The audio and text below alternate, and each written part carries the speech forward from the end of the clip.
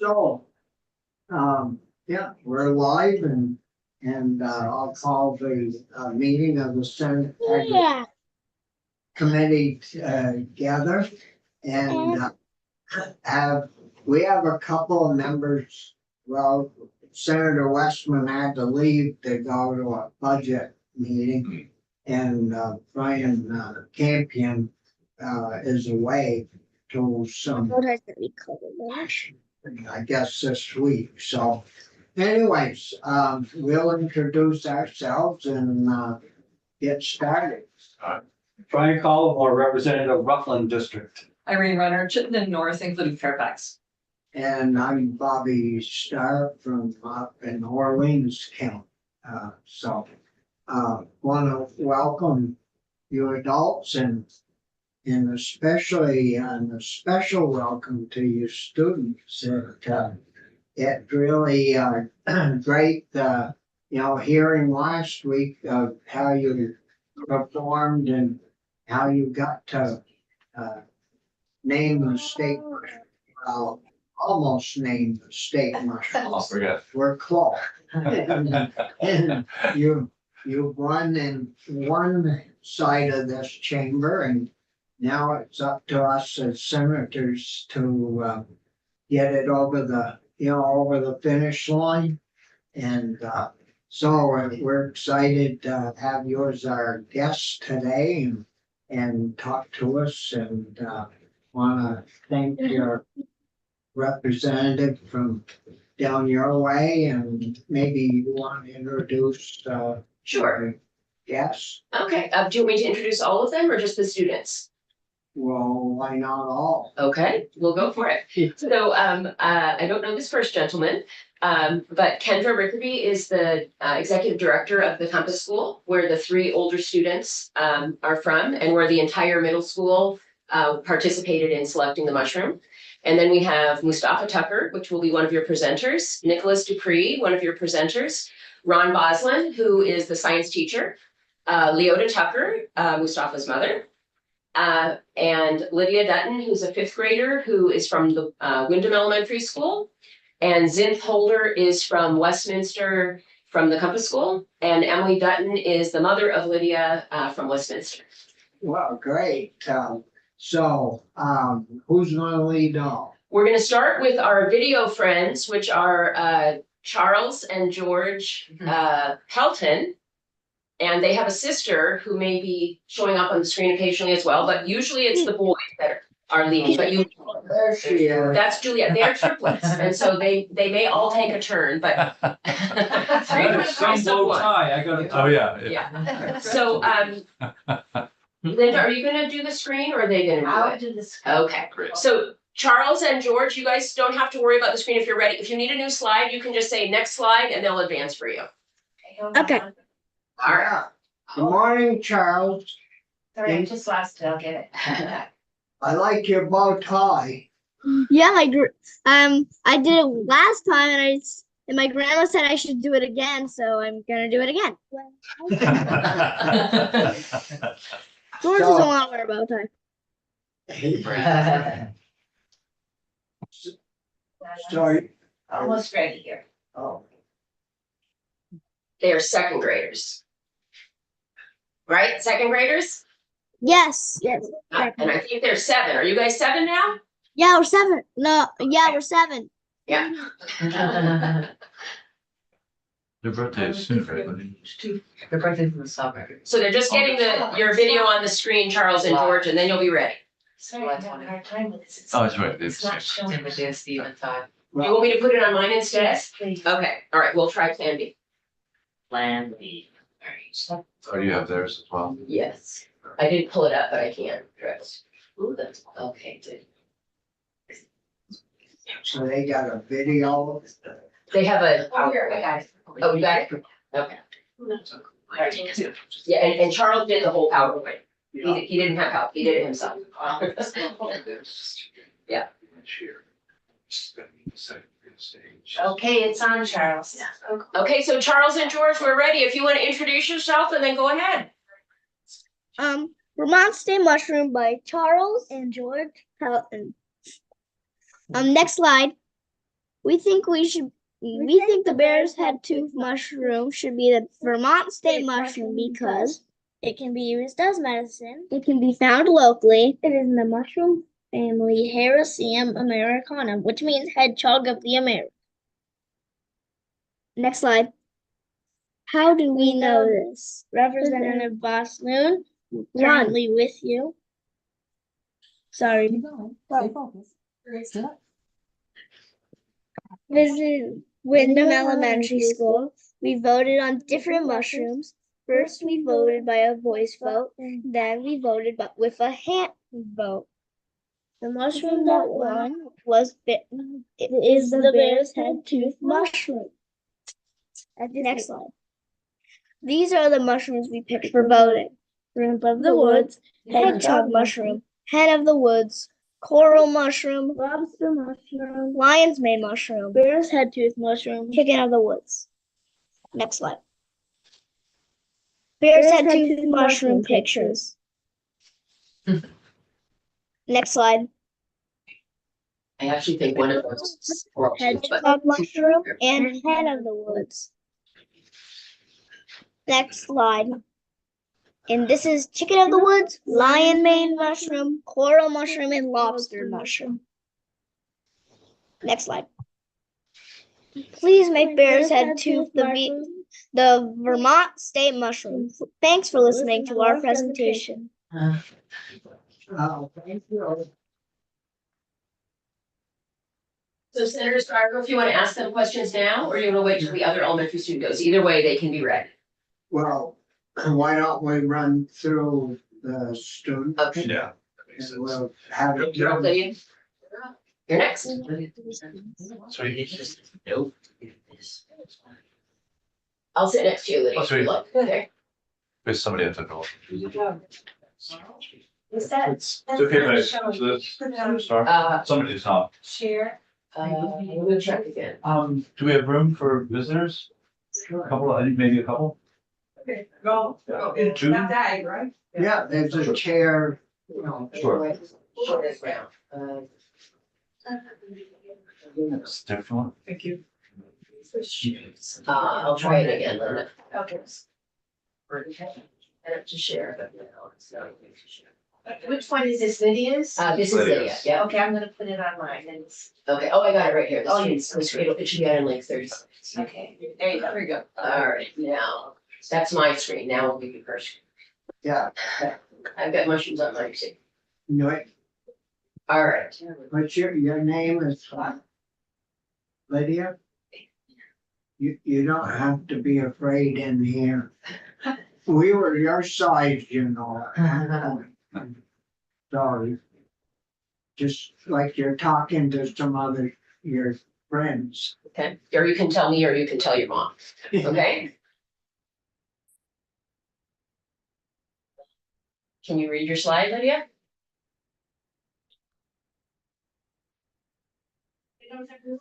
Okay, I'll start and hopefully she'll join. So Lydia is in the 5th grade and she's from the town of Wyndham. And she attended Wyndham Elementary School in the fall, but she's now attending Townsend Elementary School in the spring. Okay. Lydia knows a lot of things about state symbols. What do you want to tell about the state symbols, Lydia? What's significant about the Morgan horse? What kind of state symbol is that? Pretend you're telling me about Okay, oh yeah, that's it. So what is a state animal? it. Okay, and is there anything special about it or, Vermont and 1964. and do other states have that symbol? Massachusetts. Yeah, so that's a shared one. What about this one? That was good because I didn't know that. Yeah. And then what's the state tree? Anything? They presented the country's percent. And do other states have a sugar maple? 4. Okay, and what about milk? Is that a special symbol? How many other states have that one? 20. Okay, what else? What is this? What's the is which category? The state insect. And what about this one? The middle one? Red clover, which is actually purple. Okay, and what is the bird? What's the state bird? Okay. And do other states have that one? Okay. All right, do you want to tell them about this information? I'll try and move us out of there. Okay? Nope. Why is Hericium americanum, hedgehog of the Americas, a good choice to represent Vermont? It looks like things found in nature in Vermont and is found in nature in Vermont. What are these pictures of, Lydia? Can you tell them? A waterfall. And what's this one on the far right? Uh-huh. And then what's in the middle? Mushroom. Bear's head tooth. Okay. And who chose this one? Students at two Vermont I schools. think that's the prettiest one of the bunch, so you picked a good one. Yeah. Yeah. And do you want to read this one? So this mushroom is native to Vermont and only found in the northeast Vermont, northeastern US. Yeah. And then what about this one? It grows in forests and it has the name America. And where did those last two bullet points came from? There were some of the younger elementary students, those are direct quotes. So bear's head tooth is very distinctive. It has no toxic lookalikes. Bears can be foraged in the wild or cultivated at home. And it has medicinal qualities. Some qualities, bears and mushrooms are used in traditional medicine around the world. Did you want to give an example about that? Medicines like Native Americans used to get into the muffins and powder and put them on their works. Yeah, that's good. How many other states? Go ahead. 5 other states already have state mushrooms. 5 states have proposed the state mushrooms. In 6 states have state mushrooms. That's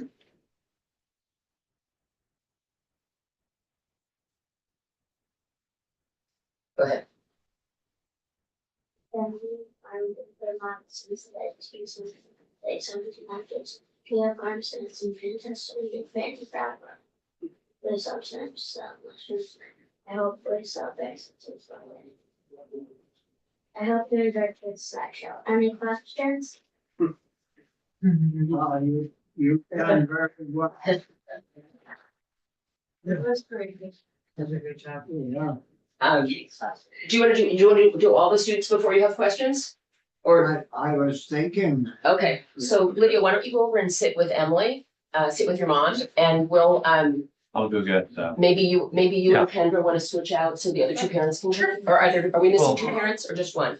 I'll get, I want to get Kestrel in here. Yeah. Okay, And Rebecca. Yep. Rebecca would want to be in. yeah, that's fine. Well, there's Okay, so we will finish. And now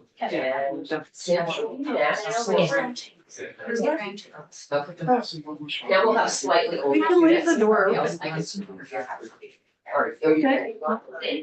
Here we go. Here's some Molly. And this is all on video, so everybody can watch the whole thing. Okay, so Zinth, you're gonna be up next. Oh, no. Am I prepared?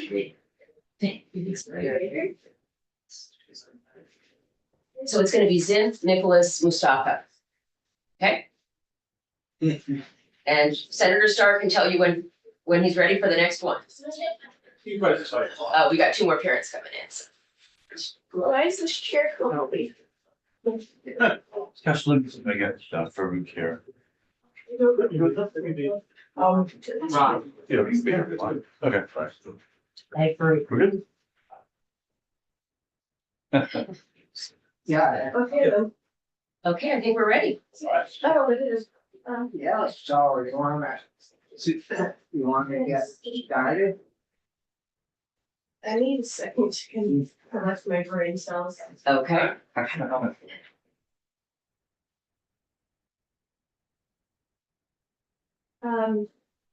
Hello, my name is Symphony Holder. I am in 7th grade and I come from Compass School, which is located in Fells Falls. And Push the down arrow to move yourself. why mushrooms are important for the environment. Mushrooms are great creatures in the environment. The fungi. You're backwards. The fungi kingdom does many important things, including moss, mold, and other funguses. So mushroom aren't the only ones in the kingdom, but they are the most. They have the most variants of it. Yeah. Mushrooms can do many things. Many come out during fall to decompose dead leaves, dead logs, or dying trees. Most grow on forest floors, and some are on decomposing logs or living trees. Yeah. They make soil healthy and help plants and trees get nutrients. The bottom one is covered. You can turn around. Ah, yes, I can. Okay. There are so many. There are so many mushrooms that grow during the autumn, but they start growing in later spring and summer in Vermont. Okay, Okay. and then move to your next slide. Why mushrooms are good for people? Mushrooms have many good uses for people, such as for food or medicinal purposes. Mushrooms that are edible, like hen of the woods or chicken of the woods, can be used for food. These two are vegan replacements for poultry or chicken. They taste like chicken. I've had them before. Hedgehogs and bear's head tooth mushrooms are edible as well, and can be found in the wild. They both have teeth when you pick them. It's easier to tell if it's a hedgehog or not. Instead of frills on the bottom, they have teeth. So tiny, soft spikes that aren't actually hard. Our school did not want a poisonous mushroom for the sake. That's a good idea. Edible mushrooms are indeed very nutritious. Mushrooms can be used in medicine, like I said before. Mushrooms such as the bear's head tooth can be used to treat cancer, Alzheimer's, and depression, and to heal wounds too. Oh, I don't think it. Mushrooms can be even used to fix damaged soil, but only very few, like oyster mushrooms. These mushrooms are used to remove toxins from the earth's soil, such as oil spills. Also, oyster mushrooms are edible. Also. And yeah.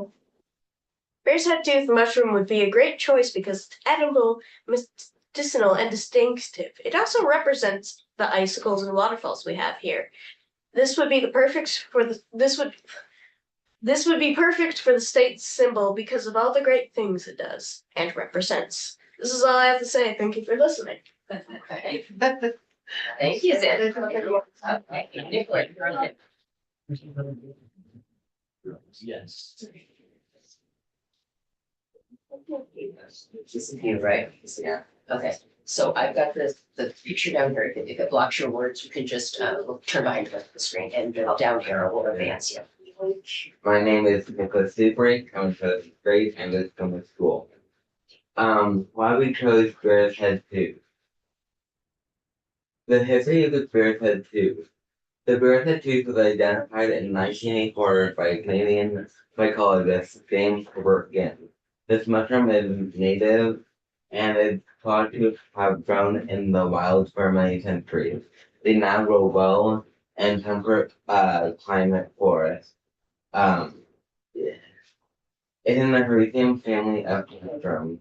Hericium americanum, a bear's head tooth, are found on decaying trees and sometimes in the wounds of living trees around the northeastern United States and Canada. The name means hedgehog of the Americas. Bear's head tooth and comb tooth are also called coral tooth fungus, all grown in our area. Each of these mushrooms in lion's mane are similar Hericium mushrooms, but there are differences in shape, size, texture, and growth patterns. Lion's mane don't do well in the wild in the lawn, but some people confuse them with bear's head teeth because they can look similar. Although this mushroom looks similar to some others, None in this group are toxic if you mistake them with each other. The medicinal qualities. Native Americans would dry the mushrooms, make them into a powder, and use them to stop bleeding wounds and cuts. Bear's head tooth is known as a brain food. It is also very nutritious. Bear's head tooth are effective against amnesia, depression, anxiety, dementia, neurological disorders, and cancer, as stated above. It also has wound healing properties. Usually they are taken as a tincture, drop, or a powder. What does it look like? Bear's head tooth branches out more than lion's mane. Bear's head tooth can be found on hardwood trees like oak trees and sugar maple trees that are dying or dead. They have white to off-white coral-like branches or acicles that always grow towards the ground. The bear's head tooth fungus is white when fresh and yellows with age. It has long spines and a branched fruiting body. The fungus is 6 to 12 inches long. It is a tightly branched structure and has a rooted base. Each column that grows out and down is called a tooth. Where can you find this? These mushrooms are native to forests. 78% of Vermont is covered in forest. Vermont's forests consist of several hardwood trees, which are favored by the bear's head tooth mushroom. Bear's head tooth lives on both living and dead hardwood trees and logs such as birch, maple, and oak. You can grow it outside or inside as a cultivated mushroom. It is one of the easiest mushrooms to cultivate. This is unusual because many mushrooms cannot be intentionally grown by people. They grow best between the months of August and November. What does it taste like? It is considered a very desired mushroom. It tastes mild and a bit crunchy when fried, with a hint of seafood. Many think it has a meaty flavor, but it needs a fair bit of cleaning. But it can be washed in water and it gets better when old. Bear's head tooth can be used as a substitute for meat and can also be used as a substitute to make crab cakes. The closing statement. Bear's head tooth would be a good mushroom to represent Vermont because it grows on most hardwood trees that has oak, birch, and maple, which are common in Vermont. Vermont state tree is the sugar maple, which is a hardwood tree, and a state symbol, our state tree. The bear's head tooth mushroom is already a big part of Vermont, because many look for them on beautiful, well-known trees. Let's recognize mushrooms and make bear's head tooth an official symbol of our state.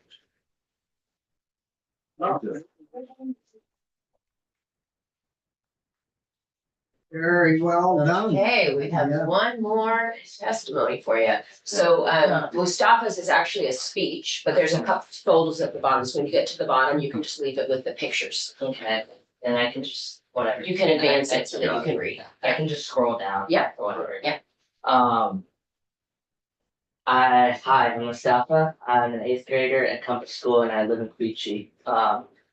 Mushrooms at school and in the world. The reason that Compass and Wilmington Elementary School voted for Hericium americanum, whose common name is bear's head tooth mushroom, is because we decided that if Vermont is to have state mushroom, then it needs to represent us as an independent and distinct state. In terms of Compass School, we had 2 different wild mushroom experts come in and take us on foraging trips. And we went to Bald Hill Reserve, which is near the school.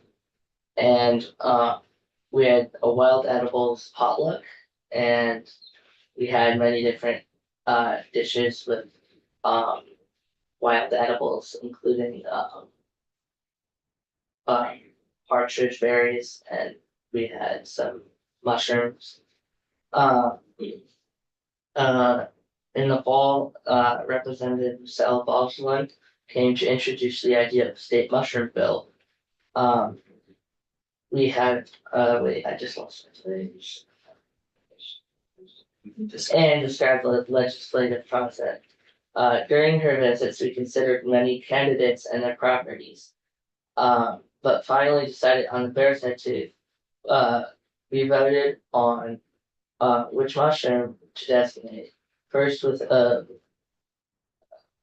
voice vote and then by division. And in the end, we had a nearly unanimous vote and Bears Head Tooth won.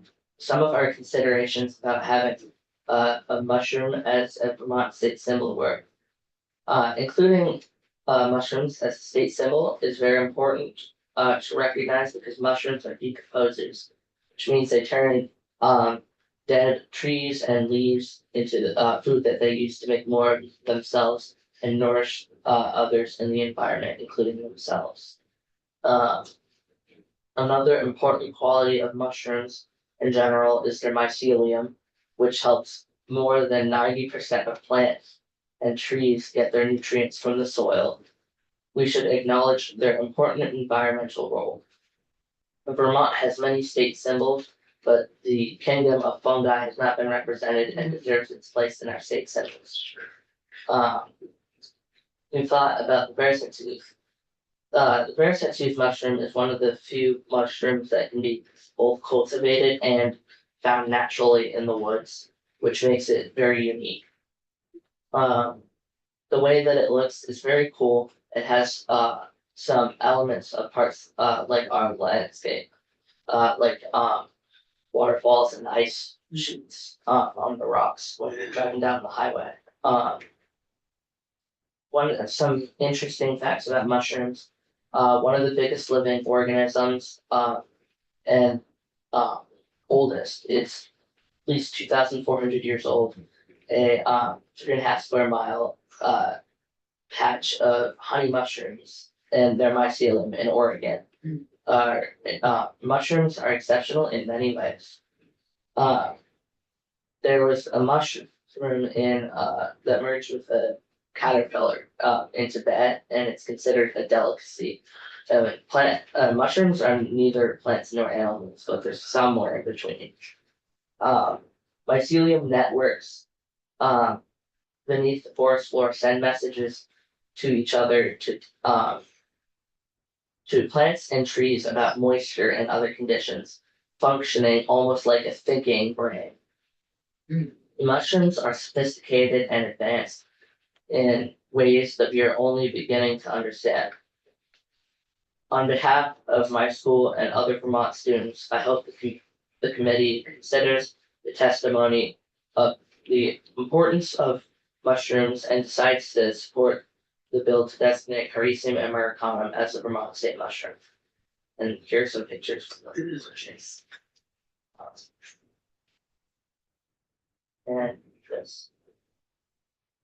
Are those the ones you ate? I think so, maybe, I don't know. I know we had black chocolate. Yeah, those are from that's from the stuff with And then- when Justin came in.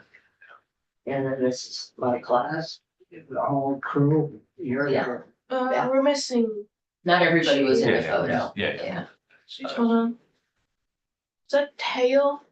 Yeah, Yeah, Tail's not on your class. Is that Oh, wait, the last, is that the last Some of photo? our students. yeah, Good. that's the last photo, thank you. Okay, so you can stay there and discuss. We may have some questions for any of the students. They may have questions and we don't know who will know the answer, so you can stay there if you like. Okay.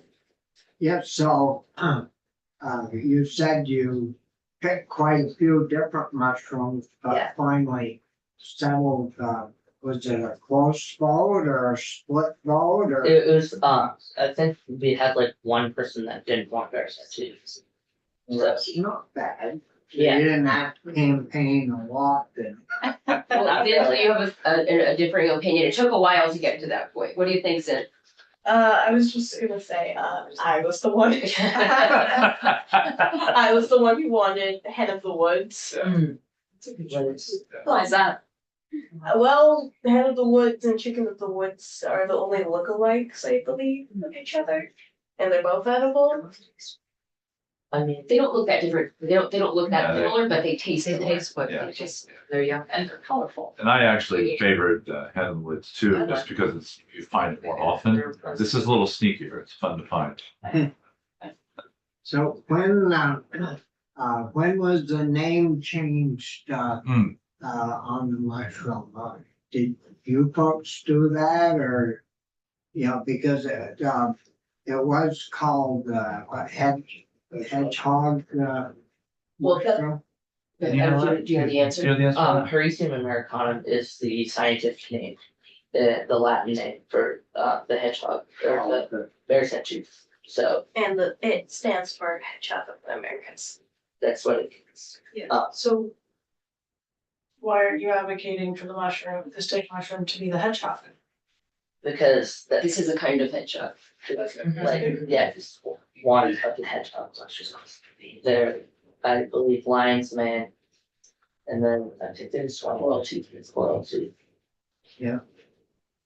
That's right. Thank you, Mr. Chair. So I think in Lydia's presentation, we learned that they tend to grow in the fall or the autumn, and I'm wondering if it sort of mirrors the same cycle that trees go through, whether it's a diminishing amount of sunlight or whether it's temperature. What triggers mushrooms to start growing? Do any of you guys know the answer? Huh? Zan, why do mushrooms tend to grow in the summer and fall? What are the conditions that mushrooms need to grow well? The conditions mushrooms need to grow well is moist conditions, I believe, Mhm. and warm and moist conditions. Okay, so it's temperature more than sunlight, I guess. I think it's more temperature and moisture. Temperature and moisture, if Yeah. it's too hot in the summer, it's often too dry to keep the moisture level up. So in the summer, when you get them, it's when rain comes. We had this huge, like 2 summers ago, it was spectacular, whereas last summer was Too wet. July it was too up and it would dry out too much. And I think the mushrooms then, were a lot. then the mycelium would rescind and then it was a tough year for them. I mean, now there was a lot of moisture. The year before had been just plain dry and you expect that to be difficult, but they're all finicky. Because we only see the fruiting body, the mycelium are out for all over underneath. Yeah. Irene? Thank you, Mr. Chair. I'm curious, do any mushrooms grow in sunlight or do they all mostly grow in shade? So I always I think of believe- finding them in dark forests. I believe they usually, I think they can grow in the sun, possibly. There are a few that you. I've seen them. Yeah, you'll see some, but few, certainly more in the dark. Oh, yeah. Like puffballs, you wind up being in the fields, there's a lot of sunlight, but most of them don't. Yeah, supposed to exist or something. Not plants, they're mushrooms. Charles, can you They are. hear us? Oh, sorry. If you want to answer any of the questions, just put your finger up and we'll call on you. Kind of like Yeah, school. I can hear you. Yeah. Okay. Thanks. Your siblings left. We're glad you're here. Irene? So I'm curious, because I heard that oyster mushrooms, I'm a little off topic, break down toxic things like oil. Mhm. And I'm wondering, how is it that those can be edible when they're breaking down toxic substances?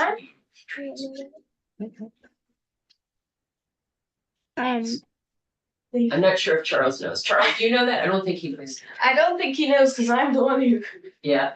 what's it called that? I'm the one who said it. I believe they transform the oil into nutrition instead of it being toxic.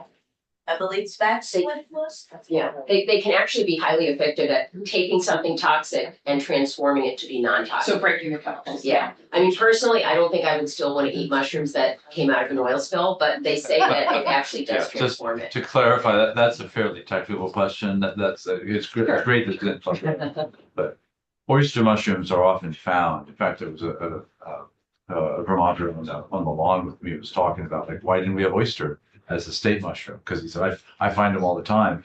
That application is very specific, and then those would not be. So like, it wouldn't be, like, nobody would be gambling on that. Like, if Exxon had a mess and we put oyster mushrooms, and we wouldn't be like, oh, right, now it's time for a feast. Like, yeah, that would be very specific, an unusual application. And I think that's still being played with. That's in that Sheldrake book. That's a little out of league of what the kids have studied, but it's a great question. Thank you, Mr. Chair. Sure. I'm wondering who the experts are in Vermont, if we wanted to ask about something really, like a very technical questions. You said, does UVM have mycologists on staff, or who do you recommend? I know you had some foraging experts. Do you guys remember the names of any of the foragers that came? Christopher Dennett, and I forget the name of the other. Yeah, the other one, Justin. Justin Garner. They're local fellows. They're not academics. But they know. Christopher has passed a very rigorous test to be a license, so to speak. I don't know exactly what that. So there's a licensing. But then UV, Michelle should speak to that. There's a licensing process for being able to purchase and sell wild mushrooms, but it's only recognized by 13 states, and Vermont is not one of them yet. But he took the certification, it probably will be next year. He took the certification because he feels like it's important. He wanted to make sure he knew them. Because in Vermont, anybody can gather and forage wild mushrooms and sell them, and he wanted to make sure he had the expertise to make sure he was doing it correctly. But in terms of your question about expertise, there's a mycologist at the University of Vermont. His name is Terry Delaney, and he actually testified for the House. There's also a woman named Meg Madden, who runs a large mushroom education organization that's based up north. There are actually a lot of mushrooms experts in Vermont. I'm happy to give you. Not just you? Yeah, and no, I'm a beginner. I know a little more than the students, but there are many people that know more than I do. Fascinating. Thank you. I know a lot of mushrooms, totally. I know all of them, for real, I'm sure. That's great. Can I ask Charles a question? If we should. Yeah. Oh, no. Charles, I have a question. I'm wondering, you mentioned in your slideshow about having a voice vote and then hand vote. Can you describe a little bit more what you meant? Because those are a little bit different words than we use in the State House. Oh, so first we did we voted by a voice, Uh-huh. and then we did division. And then that's when you raised your hand. Yeah, division is hand vote. Got it. Okay, thank you. So the division's more accurate because voices can get loud and soft and pretty hard to tell, huh? So you went right to a division vote. Yeah. Yeah, that's good, right? So I just wonder how many students, when school first started last year, thought you would be doing this?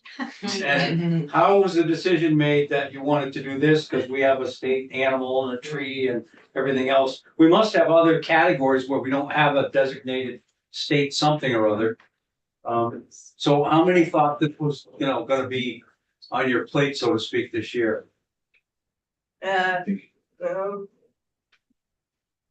It was a surprise, right? When you met Michelle, maybe. Yeah. Yeah. So why did we pick a mushroom instead of some other symbol? I bet somebody Yeah. can answer that. Yeah. I mean, what do you think, Zin? Do you wanna answer it, or? can I- Charles, can you answer that? Why did we pick a mushroom instead of something else? No, I don't think I can answer that. Okay. Okay, you could answer it. I mean, you talked about the. I believe we chose a mushroom instead of something else because of how common it is to find mushrooms here. Because trees, shade, moist sometimes. Mushrooms grow in those conditions. We have trees for, I believe they're called horseshoe mushrooms. Am I correct with that? I'm not sure. I don't know. They grow I'm a above little the off side of the that. tree. They look like horse hooves. Huh. I don't know that part of it. And we have a lot of plant and animal things that are represented, but no one from the fungi kingdom has been represented. And we could do a state old, or state east, or whatever. But that wouldn't be very interesting. That wouldn't be too interesting. I think the mushroom would just Oh, Charles has a thought. Yeah, ha ha ha ha they're ha. on, Charles. Charles? Since other states have been picking mushrooms, I think we should too. That's why I think so. You don't wanna be left out. And now when these are edible. It would be, mom just told me what the number would be, now it would be 6. It'd be Maybe 6 this- edible mushrooms. If these mushrooms, boys are edible, do you cook them? Yeah, you have, yeah, you cook them, And cause, how, do you cook the whole plant or? yeah, I think I think you cut the root off and cook the drain body. Yeah. But, Yeah. And you mix the mushroom with something else, right? Or, yeah, you Seasoning. yeah, seasoning, you could cook the mushroom on it inside, but. yeah. So given your apparent success with this, are you planning on doing something in addition, maybe with another state designation later?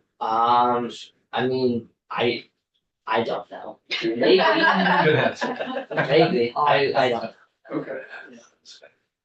Irene? Well, I know someone in Vermont, not one of my constituents, but it was brought up to me at one of the community conversations that legislators have with people in and around their districts. And he suggested that we have a state adhesive and it should be duct tape.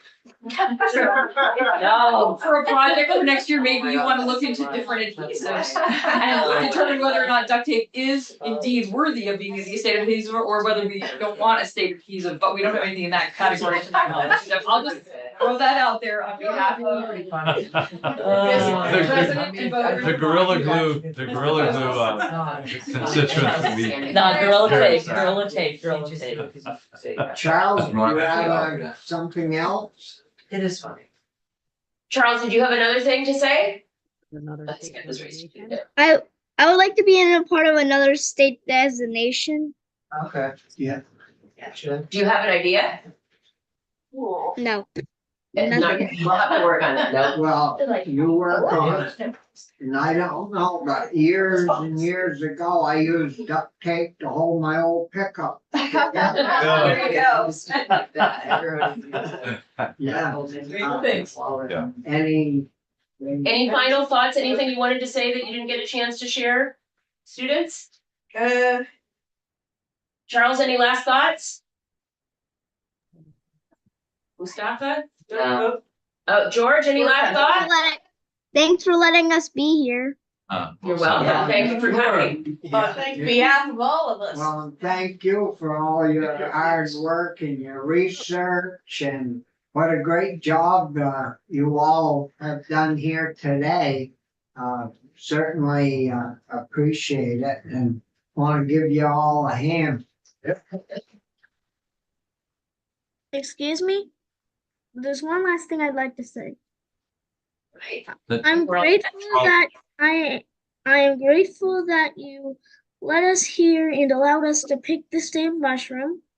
It was very nice of you, and I hope we can do it again for another. Thank you, George. It's good to have you guys on Zoom with us. Now, I don't know, is the committee ready to kind of vote this? Yeah, I'll make a motion, even though we barely have a quorum. We're missing 2 members, but I would move that we vote out H664 with no amendments favorable. I'll second that. So we've got a motion on the floor to vote out 664 with no changes, which doesn't happen very often. I consider putting a rider on it about duct tape, but I'll. no. I want to have it vetted before we do that. Is there any further discussion from the members? If not, Irene, would you like to call roll? Yes. And we'll keep that open for the other 2. Okay. Senator Palmer, Yes. Senator Starr, Yes. and I'm a yes as well. So, I'm gonna read it. and we'll keep the vote open for the other 2 members. They've been very interested and Truly. excited about the bill. So again, thank the children, but thank you adults for sticking by them and helping them and encouraging them and because that's very important for our young people. Oh, yes. Yeah, they have the support they need and the push they need to make things exciting. So thanks to you adults. You're welcome. Our pleasure. Thank you so much. All right. Thank you, Sarah. Have Thank you. Have a But the good work. safe trip home. Yeah, thank you. Charles, thank you and George for being on Zoom with us. Appreciate it. Bye, guys. Good night. Thank you. Bye. Sure. Is it relevant? Not.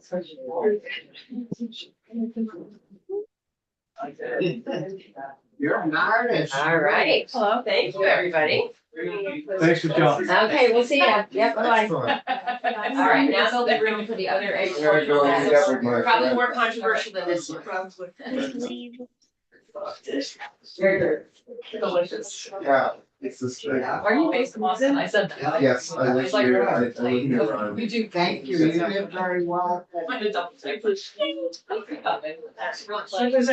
Stay well. Take care of you. Rest of your time. Oh, good morning. Morning. Take care. Hey, Mike. Hey, Brian. Oh, yeah. Got a few minutes. I'm getting copies of the letter he's finished.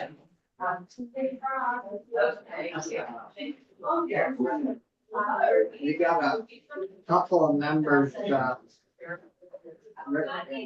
Brian.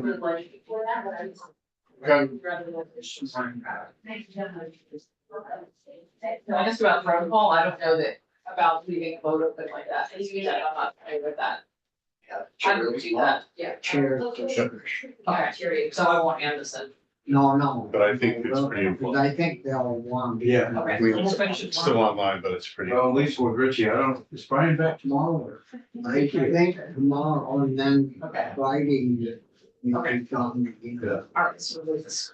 We're good for the floor the other week. You want to swing the door? Lynn is coming in. Lynn is still off, that should be back. Hey, we are still up. Okay, great.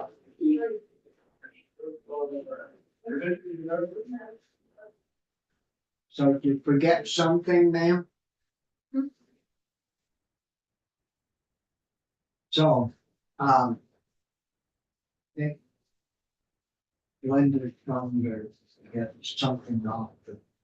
Yes. Yeah, She did. so So, the other day you asked me to write a letter to the congressional delegation regarding the Whole Milk for Healthy Kids Act and encouraging the delegation to support that act. yeah, And so I drafted a letter to that. I could probably put it up on. on the screen. Can you do that? I don't have it. Oh, yes, I do. Here it is. See. All right.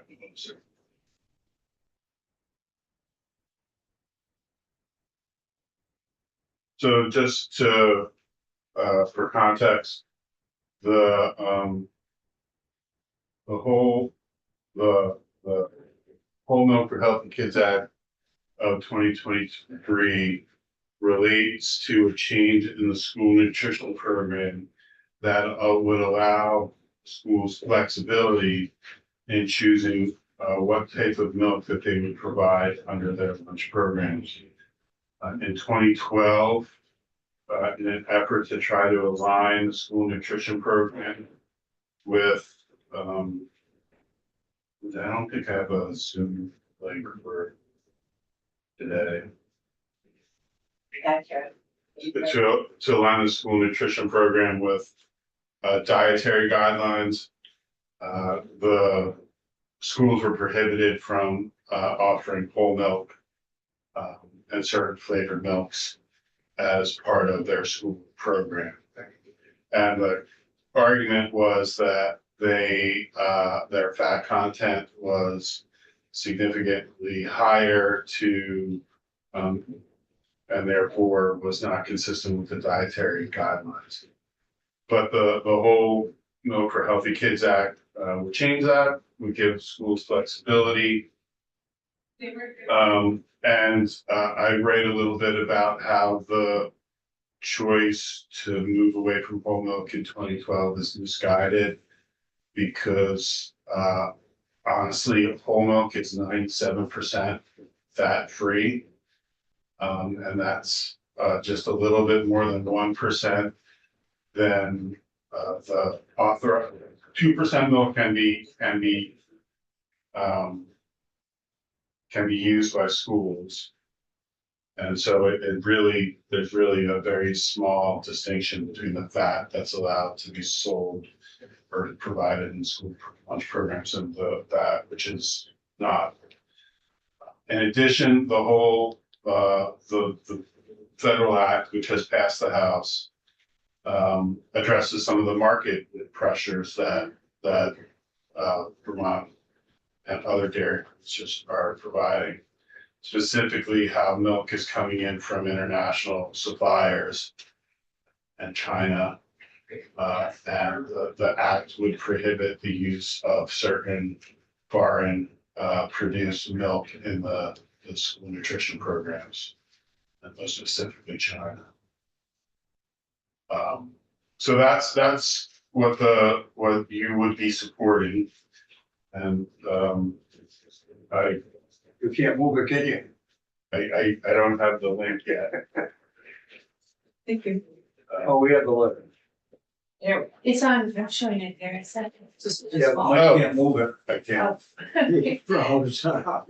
Sorry. So if you go to the top of the first page, you'll see that there's just the, sorry. The wrong thing now. So Michael, I have just a clarification point for you. And I didn't realize this till we heard from, I think it was Ryan McLaren, who is from Senator Welch's office. The schools can serve whole milk now, they just don't get reimbursed. Right, it's not part of the federal program that provides assistance. And this financial would assistance. indicate our support for. Yes, and so you'll see in the first paragraph, you're writing for the delegation for them Schools. to support passage of the act. And that it would provide schools with flexibility in the type of milk provided under the National School Lunch Program, which is where they get their financial assistance. Yep. That would allow whole, reduced fat, low fat, and fat free and unflavored. And then it goes into why milk is so important, why whole milk is one of the most nutritious beverages, has all 9 essential amino acids. It's important for protein development, contains vitamin D and calcium for bones and teeth. It has B12 for red blood cells in the nervous system, and it has. I had to cut the list short because when you look at the actual list, the list is actually much longer than this. To hit the high spots. And then it would replace the LCNC 2012 federal policy that revised school meal alignments along with the dietary guidelines because of that concern or misperception about contributing to an unhealthy diet because of its increased fat content. How whole milk is approximately 97% fat free, which is, a little less than 2% than what the 92%, 98% that's allowable. So there's very little difference in the fat content. And schools should not be limited in what types of milk they provide under the school lunch program. And allowing schools to offer milk as part of the school lunch program will also provide Vermont dairy farmers with an additional market for their milk. As you know, Vermont's dairy industry has been struggling, lost over 60% of its farms over the last 20 years. Significant part of that is the federal milk market order. I had to get a little plug in about how that's inadequate. And another significant part is the loss of market for milk and dairy products in competition from international milk producers. And then the act would help reinstate a market and would prohibit schools from purchasing milk products produced by certain international suppliers. And then last, the committee knows that the delegation is aware of the importance of the dairy industry and the agriculture and landscape of Vermont. Their support for the act will provide Vermont farmers and milk producers some needed economic support but also reintroducing to school students across the country one of the most nutritious and developmentally valuable beverages for children. Nice job. Yeah, Very that's good. Yeah, Irene. I'm curious, about this flavored milk. Permission, the minute you add flavorings milk, aren't you adding sugar in most cases and other additives that may not be so nutritious? And do we really want to support flavor? I can't remember when the study was done, but there was a study, it's probably over a decade now, that when you give kids the choice between milk, unflavored milk, chocolate milk, and water, they'll take chocolate milk out of those three. When you give them a choice between milk and water, they'll often take water instead of milk. So by providing them with the flavored milk, you actually give them more nutrition, even though you are giving them more sugar.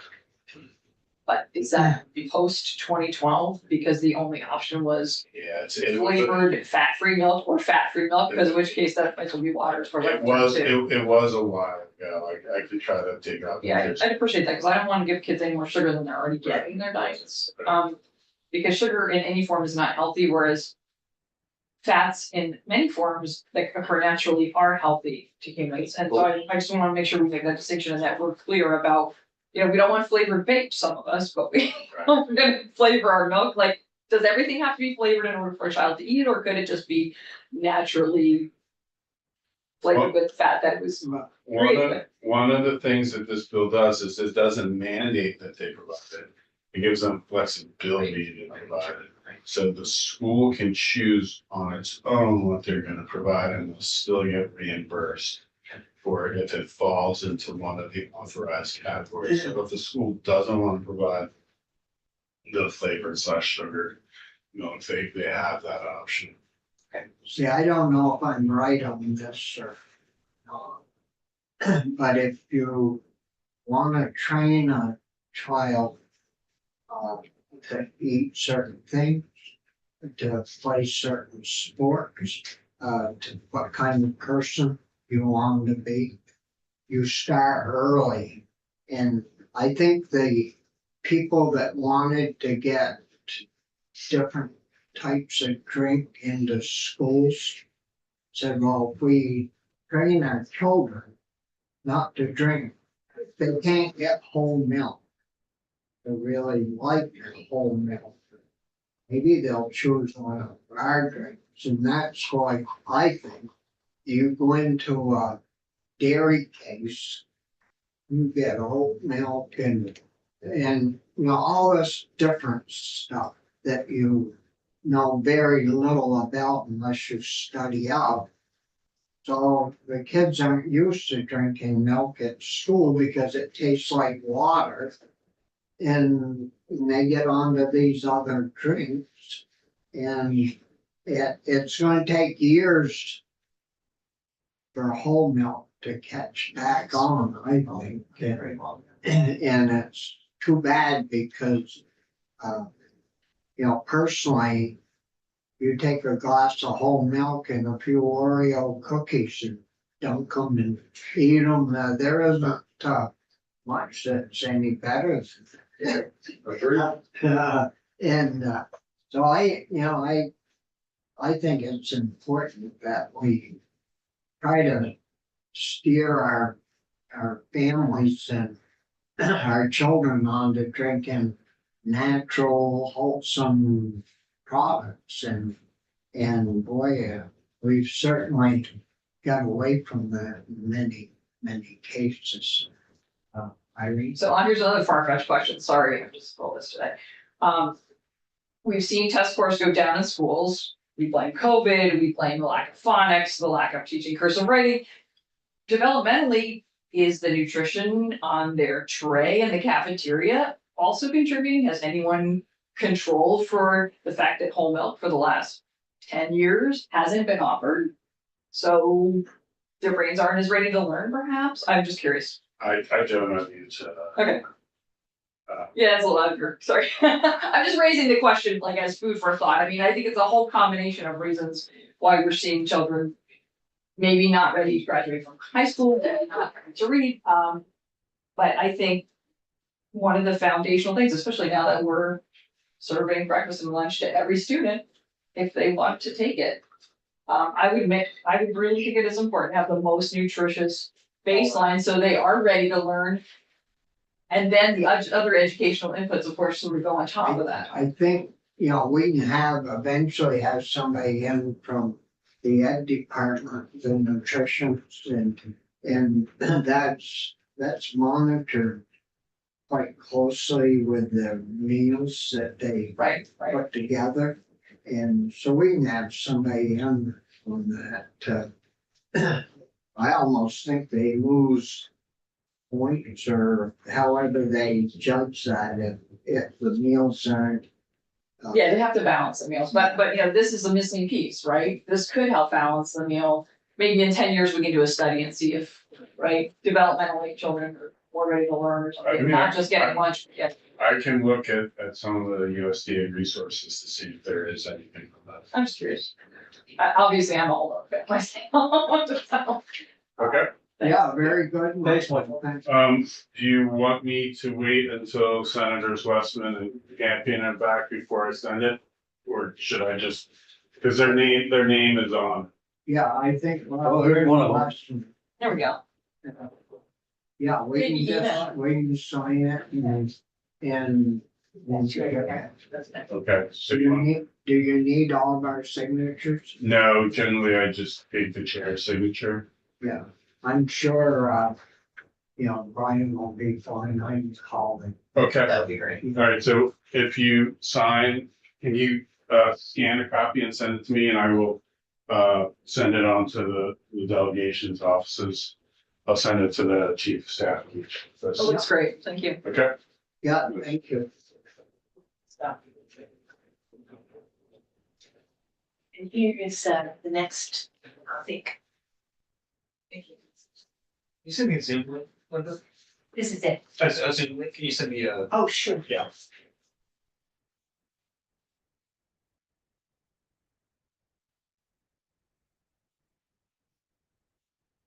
This is for you.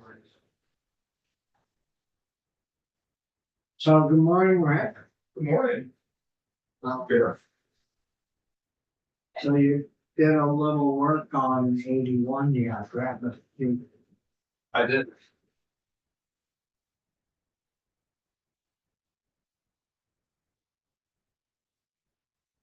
Rick Sable, Legislative Council, good to see you all again. It's been a month or so since I've been in here. Yeah. I believe this is probably the one bill I have for this committee. Yeah.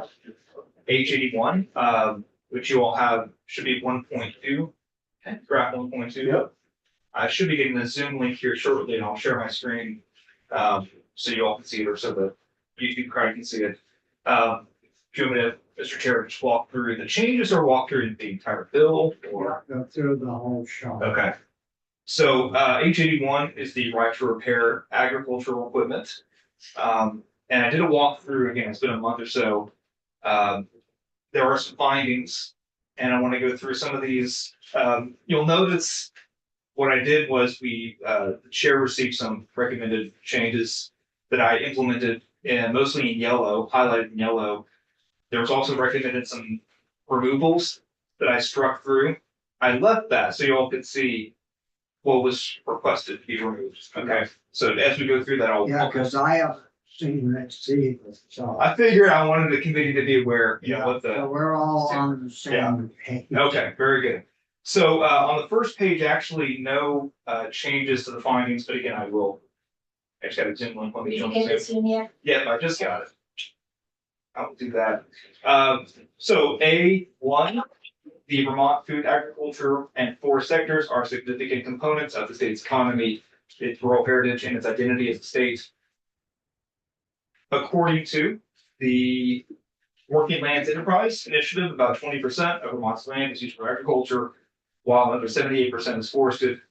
Over 97% of Vermont expressed that they value the working landscape. The 2023 U.S. Food and Agriculture Industries Economic Impact Study found that the food and agriculture industries in Vermont were associated with nearly 104,000 jobs, 5.2 billion in wages, and 19.3 billion in economic output. Show my screen here. All right. Page 2. No changes to 2, 3, and 4 of C, but I'll go ahead and Well, go through these. I think those we probably run over. Yeah, we did. Yeah. And again, these are findings, so not part of the law, but kind of gives background here. And those were not changed. Right, just so if I go down to 5 at the very bottom of page 2, subdivision 5, there was some changes. In general, OEMs and authorized repair providers are able to provide independent repair providers and owners with adequate access to necessary parts for agricultural and forestry equipment. However, in order to maintain complex safety and emission systems, limitations on software-related repairs implemented by original equipment manufacturers have led to frustration for some customers. So again, these are findings. There was a request to change that language. I don't have a problem with it. It's just a reworking of some of the words that were there. 6, 7, and 8, no changes. 9, OEMs, shops, and authorized repair providers are sometimes not located close to owners or independent repair providers, which may require owners or independent repair providers to travel long distances for repair or to be without functioning ag or forestry equipment for longer periods of time. Do I scroll down? Can you scroll Yes. so that the people on video can Thank see? you. Thank you. I'll just start reading from my computer. That might be There you easier. go. Sorry. No, it's okay. So we just finished part 9 of findings 10. Many owners are capable of performing their own diagnosis, maintenance, and repair services for their equipment. Again, kind of a small change there. 12, extending the useful life and efficient operation of equipment may provide additional benefits for farmers, foresters, and the environment. There's a removal in A here. Computerized components of modern agriculture and forestry equipment include precious metals that are finite, and you can see the removal of that extra phrase. B, emission of agriculture and forestry equipment are better regulated and limited by functional software, hardware, computer elements, thereby increasing the need for access to timely and effective repairs to ensure optimal functionality, and adding that is within the confines of federal regulatory limitations and existing technology needed to preserve intellectual property rights. 13, broader distribution of the information, tools, and parts necessary to repair this equipment may shorten repair times. Instead of will do it, it may shorten repair times. So those are the findings. Any questions about the findings? Kind of move on to the purpose. Okay. Yeah, if you have any questions, don't be sure. Not me. Okay. I thought you were. Yeah, a lot of questions from my previous colleague, but. Okay, so we have the purpose, which no changes there, short title, no changes. So let's go to the substantive part of the bill. Chapter 106 is added. And this is going to be called the Fair Repair Act. That's the short title. The definition section, no changes to 1 and 2A. Those are important definitions. So if you need to go through those again, make sure you're aware what an authorized repair provider is. Basically, an authorized repair provider is someone the OEM has usually a contract with to do repairs on its behalf. They already have these codes, they have these tools because they work with the OEM. So that's what an authorized repair provider is. A OEM that does their own repair is also considered to be an authorized repair provider. That's part B of that definition.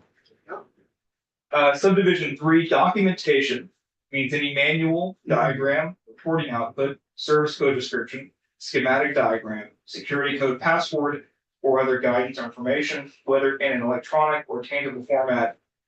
And we're adding suggested that is necessary to perform the services of diagnosis, maintenance, or repair of agricultural or forestry equipment. You can see what was removed and what was added there. Forestry equipment, we are removing that last part of forestry equipment, the including equipment used to construct, maintain, or install infrastructure necessary to and associated with a logging operation. So that is no longer, it can still be implied that that type of equipment is included. However, it's no longer explicitly listed there as being included, if that makes sense. Is it just for brevity's sake, or are we actually losing something? Well, not sure. So it's definitely not making it clear that that is included. You know, if you consider that type of logging operation equipment to be for the previous statement about non-divisible equipment implements that are used directly and principally off-road and harvesting timber. I am not in this industry, so I don't know if that's considered logging operation, but we're certainly making it not as clear, that connection. Certainly would be as a non-visible piece of equipment, you know. But anyways, Irene, I'm just curious where these changes are coming from. I sent them to. You said, okay, I'm just, great, okay, so I should be directed to you. Thank you. Subdivision 5. We have kind of an important one. I want to make sure you are aware of here. Sure, I'll get my notes here too. Subdivision 5, independent repair provider means a person with a physical retail or business location. That is new. Removing the word operating in the state that does not have an arrangement described in subdivision 2, meaning they're not an authorized repair provider. So what this change does is if you are a New Hampshire based independent repair provider, you would not be considered under this bill as an independent repair provider. Or if you're just a person with a truck that goes out and repairs equipment and you don't have a physical location, you just have a truck, you're just a person.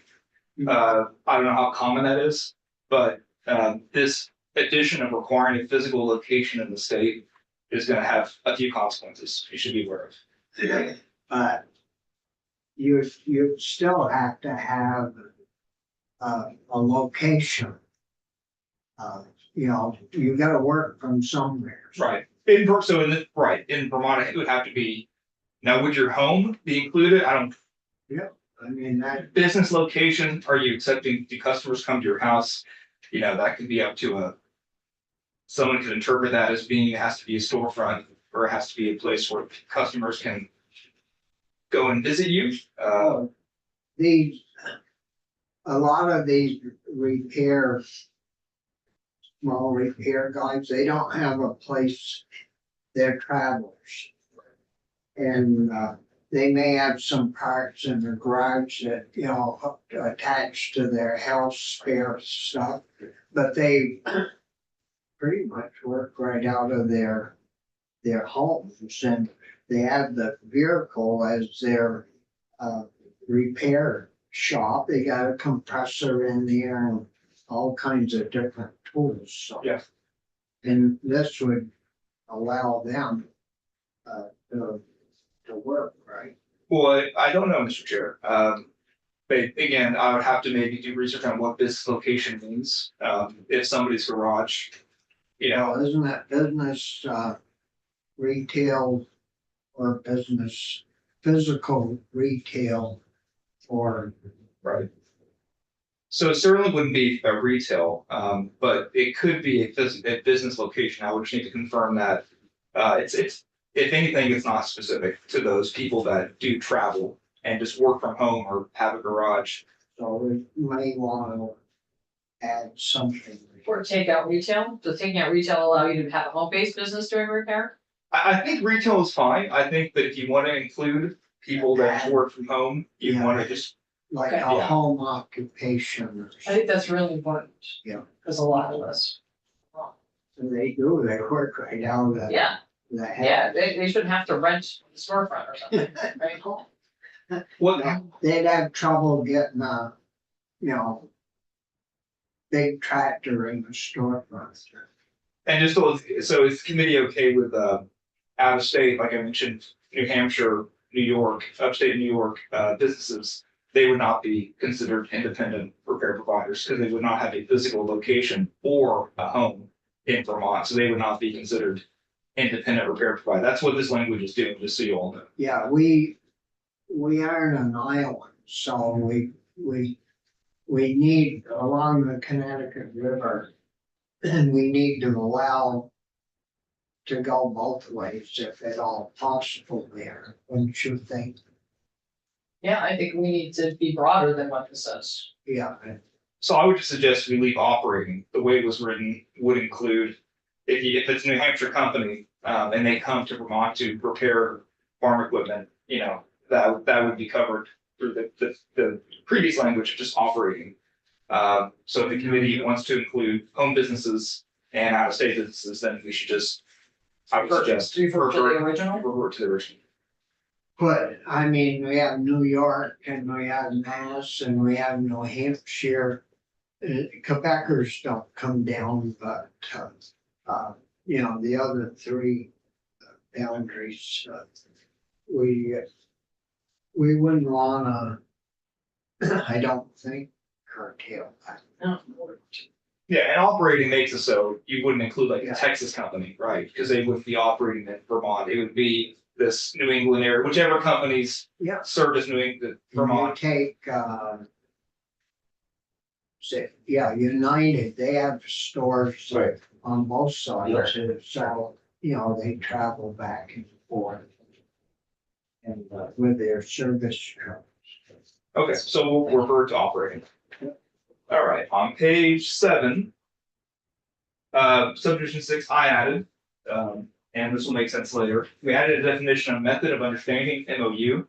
Means an agreement that is A, related to the right of repair of forestry or agricultural equipment. B, not legally binding.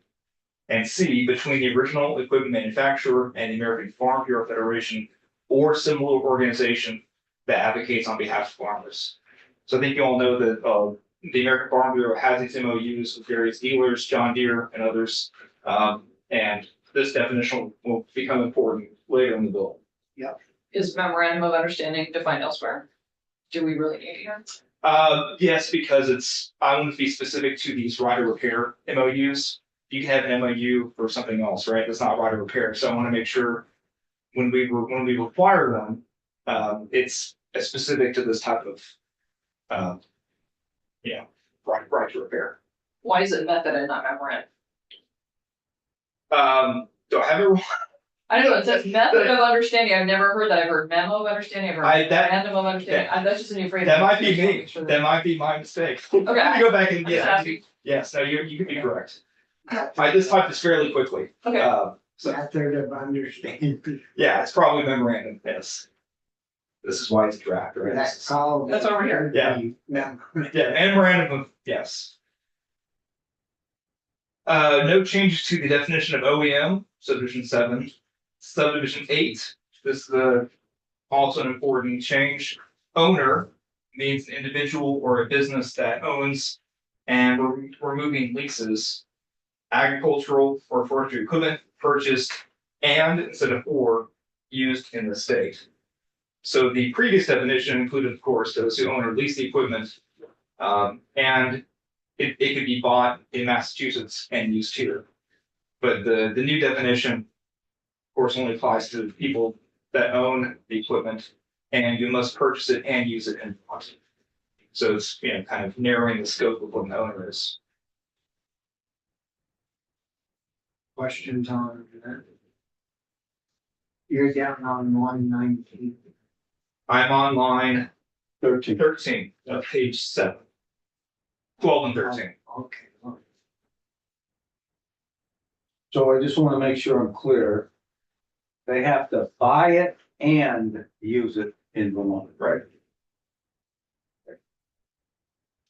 So if you bought it online, I'm trying to think about this. If you bought it online and it was delivered to your home, would that be purchased in state? Let's say if you bought it from a dealer in Massachusetts, right, and they delivered it to you, I would have to double check on that. That would not necessarily be clear they purchased it in Vermont. No, you did. Was that original language or? No, so the original language, the and was not there.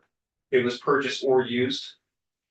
And Included leases too. yeah, leases was also the original language. Well, a lot of that big stuff is leased. I would presume. I mean, a lot of people lease big trucks, they don't fly them, right, or they lease, or, so, wouldn't you, Maybe owners should be include leaseholders or something, you know, I mean, you have possession of it. I think the previous version, the or leases, is fairly clear. If you want to include leases of this equipment, that's up to the committee. own or lease? Right. Yeah, because if you try to come up with a unique definition for lease, it's gonna complicate the bill. Even, big tractors, farm tractors, they lease. Yeah, but you still wanna be able to repair it. So we should have. Okay, so remove revert, add back leases. Yeah. Okay. And maybe the or as well, because I know we say sales Right. tax if it's delivered here, but doesn't Oh, for the apply second here. part, yeah. Yeah, the committee's view on the purchased and used instead of purchased or used, any definitive. Or take out purchased, I mean, I don't know, do you have to purchase it or to just use it here? You're haying here, it does it matter where you bought the haying equipment? Or is it just the fact that you're using it, Right, you you could still need to also, repair it, if you're using it to hay, you need to repair it, doesn't matter if you bought it in Vermont or you bought it in Massachusetts or you bought it in Canada. and also, this makes me think if you include leases back, you're not purchasing something when you lease something. So owns or leases equipment used in the state would be a clearer definition. And will increase the scope of what an owner is. That's up to the committee if they wanna ensure that people that lease equipment are included. Well, I'm giving a lot of thought, but businesses that own or lease agricultural forest equipment. Purchased and used in Vermont or any state. Yeah, because we're dealing with our people. Right. Okay, so you want it to require to be purchased and used. If they purchase it in Massachusetts, they would not be considered owners, just want to make that clear. You have to buy it in Vermont and use it in Vermont. I just don't know how often equipment is bought out of state. Well, there's so- a certain type of equipment we heard is only supplied by a Quebec manufacturer, like there's something you can do on the farm that everyone buys this special equipment in Quebec, because we don't make it in America. So I think that catches us here in this kind of language, Well, yeah, right? Yeah, right. We get stuck with this current language. forestry equipment purchased or used in the state. That was the previous language, and it's going to keep the scope pretty broad, including people that buy it out of state, but use it in the state. Now, it may also include people that buy it here and take it out of state, right? So if you buy the equipment here and you take the equipment to New York, this bill could also protect you. Yeah. That maybe not quite as relevant, but just, the language matters. What we're attempting to do is protect a Vermont operator or business, and if they go out of state and purchase something, bring it home. Right. They should be covered, but if they own a piece of equipment here and they go to Colorado to harvest or someplace, they shouldn't be, the memorandum isn't gonna cover them out in Timbuktu, I wouldn't think. So if you look at the screen, I think I know what you all want. I changed that last part to just used in the state. I think that ensures that it's gonna protect just Vermonters, but it doesn't matter where you buy it. If you're using it in Vermont, If you then bought it and brought it home or leased it, brought it Right. home. So it would be you'd covered. covered, yeah. That's gotta be language. oh, well, good, that's right. Yep. Okay. May I continue with the? Doesn't want to give up the straight through, I know, I will. but you are gonna do Yes, that. yes. Thanks. All right, part 9, no changes to part. Subdivision 10, repair is new. Repair means to maintain, diagnose, or fix agricultural or forestry equipment, resulting in the equipment being returned to its original equipment manufacturer specifications.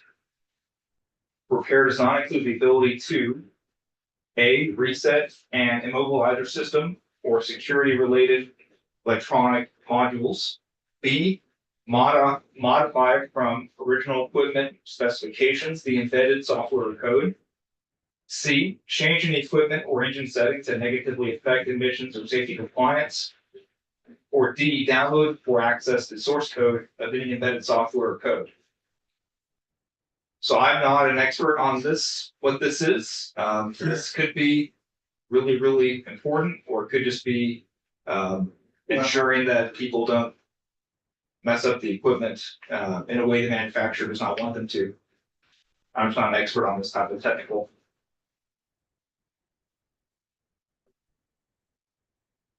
That, well, people sometimes take their vehicles to Canada and they have them altered to so the emissions doesn't work. That basically to not allow that, but if they do, they're, not legally supposed to be here. Right. Yeah, I again, you may want to talk to someone that's aware of maybe a repair person that to ensure that none of these things will affect regular repair. I don't know, frankly. No, it should. It's not my language, so something to maybe think about. Subdivision 11, tools means any software program, hardware implement, or other apparatus necessary instead of used. Used as root, necessary is added for diagnosis, maintenance, or repair of agricultural or forestry equipment, including software or other mechanisms that are, and you see what's roof there, required to restore the product to its original manufacturer specifications, including any updates. Yep. I don't see any issues here, but that's not my area. Subdivision 12, a trade secret has the same meaning as provided in 18 U.S.C. 1839. So we had our own definition, and this federal code is very similar to the one that we have. I don't see any issue replacing it with the U.S. code.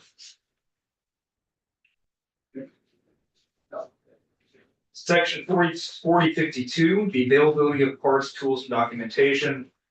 The duty to make these available. Subdivision 1.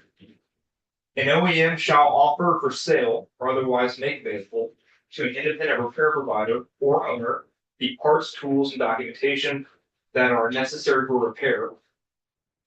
That language is new, and you can see what it was replaced by or replaced with.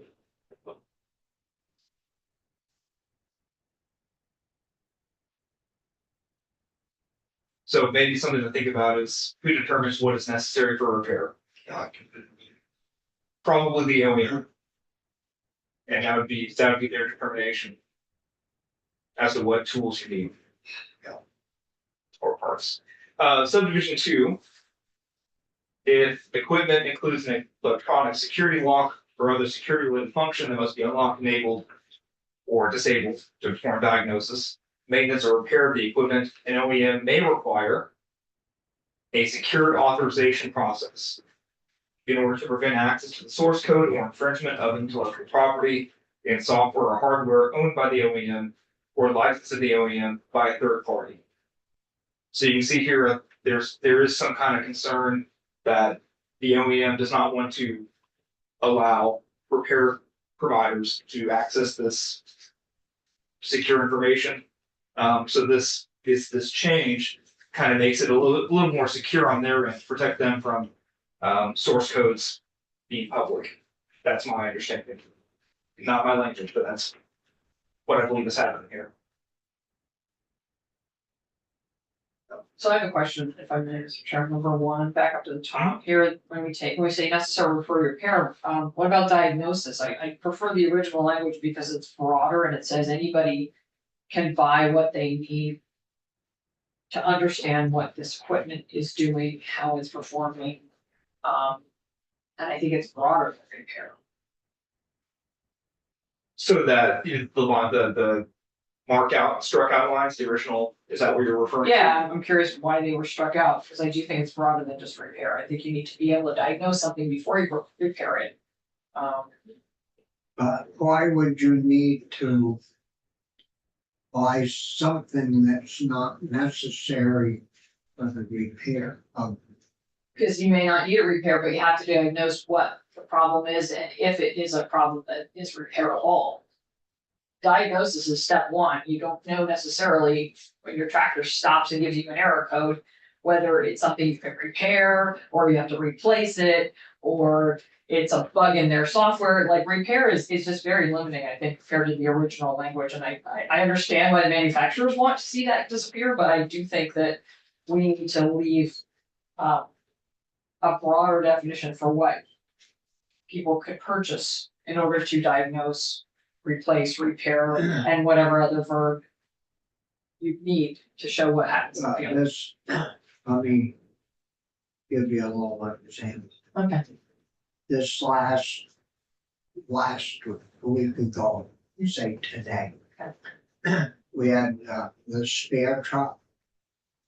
It lost its power. So we had the guy come with a diagnostic stuff. But they always said it's this little sensor that tells the turbo to kick in. So, good, we go by the sensor right here. Puts the sensor on, still no power. So then they opened the turbo. And the main turbo shaft was broken down. But, so even if you have the diagnostic equipment to tell you, it only points you in the direction. And that's why sometimes it takes so long to figure it out, because just because it's got a computer doesn't know everything. It can really, so if you have like necessary for repair, heck, you could buy and, you have to have a brain of your own to go along with us electronic stuff to figure that all out.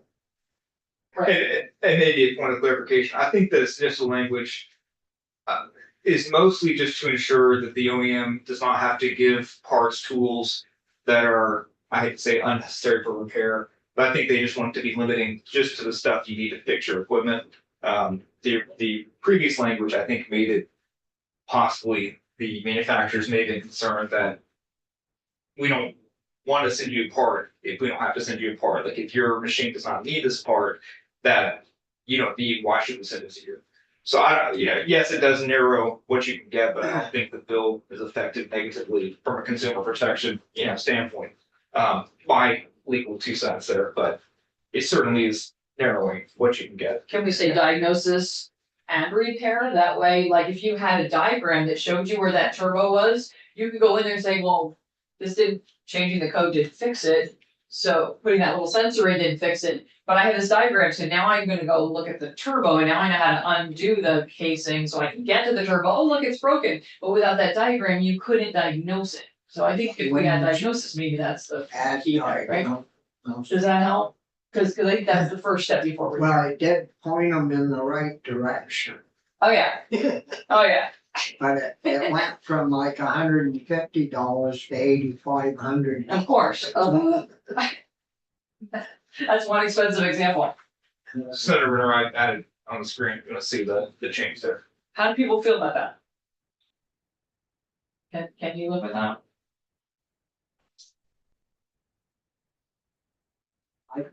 But don't we have diagnostic equipment prior? Yes, well, I don't know, prior, maybe let's go through the rest of the bill and see. Yeah. It's we- 12:06. I don't know how much time we all have, but Oh, Yeah, we're we running got out. 2 minutes. two. Okay, so We can have you back. I don't wanna race through this. This is important stuff. subdivision 3, an OEM may satisfy the obligation. As added, I think, just to ensure that if the OEM does provide this stuff, that they have satisfied their obligation. That language was added to ensure that if we do this, we have done what we're asked to do. Yeah. I don't see a legal issue there. Subsection B, no changes there to B1 or 2. B3 is removed. A requirement that a part or tool or documentation be registered, paired with, or approved by the OEM or an authorized repair provider before the part, tool, or documentation is operational. I don't quite know the Yeah. magnitude of that. That's someone other than me can tell you how important that is. Yeah, it's not that part, I didn't think was necessary.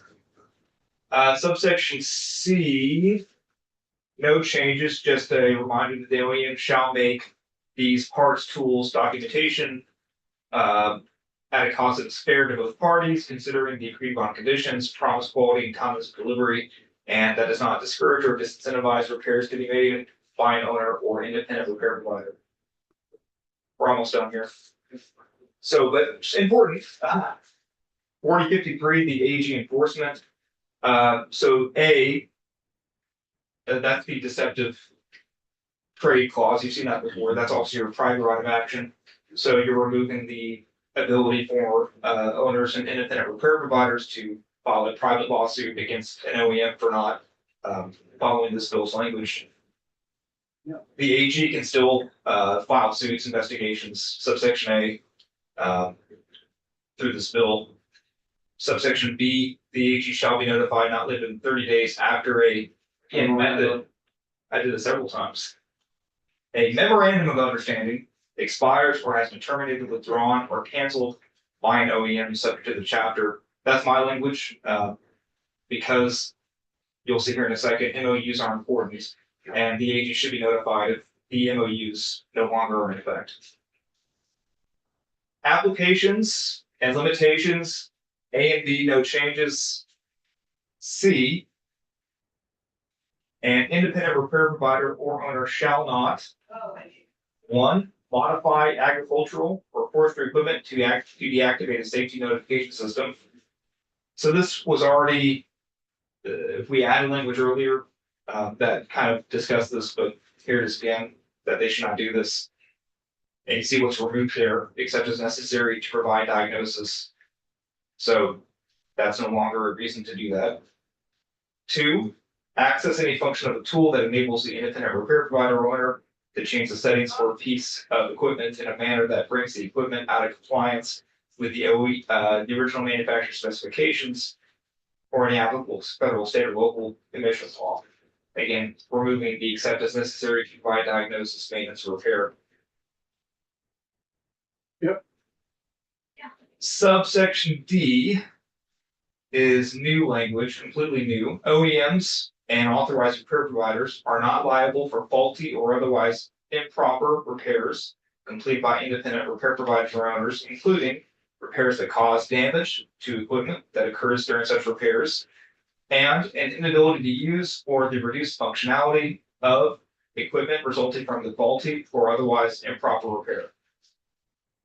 Kind of protecting the OEMs there. Subsection E, in the event that federal law preempts part of the activity regulated by this chapter shall not, or shall be construed to regulate activity that has not been preempted. So if right now there's no congressional federal right to repair, there's been bills introduced to do that. If a bill passes Congress that preempts this, that language just makes that clear. Subsection F, this is something I added. This chapter shall not apply to an OEM that has entered into a, Hey, you got it right. I got it right, into a memorandum almost had a moment of clarity when I typed that. Entered into a memorandum of understanding that substantially incorporates the provisions of this chapter. In the event that a memorandum of understanding expires or is terminated, withdrawn, or canceled by an OEM, the OEM shall be required to comply with all provisions of this chapter immediately upon such termination, withdrawal, cancellation, or expiration. This chapter shall apply immediately in the event that a memorandum of understanding is not honored by an OEM. So we have several of these OEMs that have these MOUs, not all of them. I think it's 70%. That's a pretty large number.